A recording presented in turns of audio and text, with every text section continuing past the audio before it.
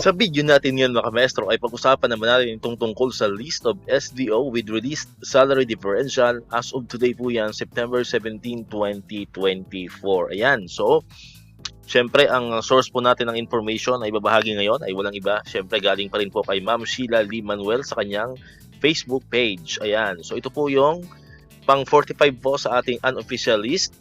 Ito po yung SDO Pasig City. Ayan. So, pang 45 po siya sa ating unofficial list. Pang number 1 naman po ngayong araw. Next po is ang SDO Negros Oriental. Ayan. So, shoutout po sa mga kamaestro natin dyan from Negros Oriental. No? So, mayroon na rin po silang salary differential. Ayan. Pang 46 po sa ating unofficial list. Next po ay ang SDO Sorsogon Province. Ayan, so kumusta po yung mga kamaestro natin dyan sa Sorsogon Province, Region 5, Bicol. Ayan, so shoutout po sa inyo sa SDO Sorsogon Province. Next po ay ang SDO Taguig and Pateros. Ayan, so from NCR naman po ito, no, mga kamaestro. So shoutout po sa mga kamaestro natin dyan from SDO Taguig and Pateros. And ito pong panghuli natin ay nakita lamang po natin to sa comment section, ano po, sa isang legit na Facebook page or Facebook group. Ayan, ito pong SDO San Pablo City. Ayan, so hindi po tayo dito sure. Paki-confirm na lang po, baka may nanonood sa atin dyan, no, from SDO San Pablo City.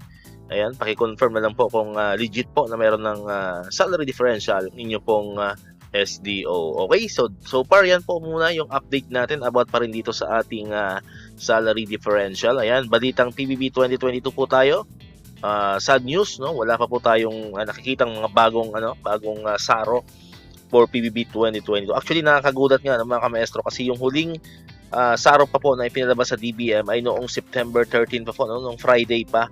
So kahapon and then ngayon, so 2 days na pong walang bagong SARO sa kahit anong agency and sa kahit anong purpose, ano po mga kamaestro, sa PBB, sa differential or any purpose po, wala po doon lumalabas na SARO, no, sa DBM. So yun po yung susubaybayan po natin, no? So malay natin, 2 araw na walang SARO ang DBM, baka pagbalik maging optimistic tayo, baka pagbalik meron ng PBB 2022, ano po, kasi nga medyo matagal-tagal na, no? Medyo matagal-tagal nang walang sumusunod na RO o Regional Office na nare-releasean po ng SARO for PBB 2022. Ibig sabihin, yun po mga RO na wala pang SARO for PBB 2022 ay talagang wala pa tayong aasahan na PBB, no?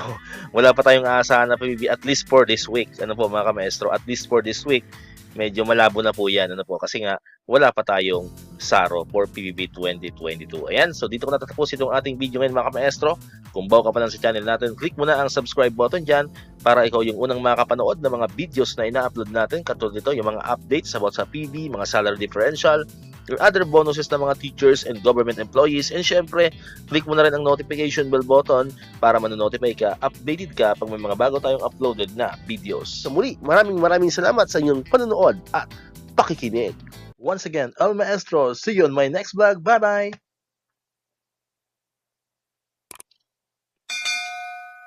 1, 2, 3, come on!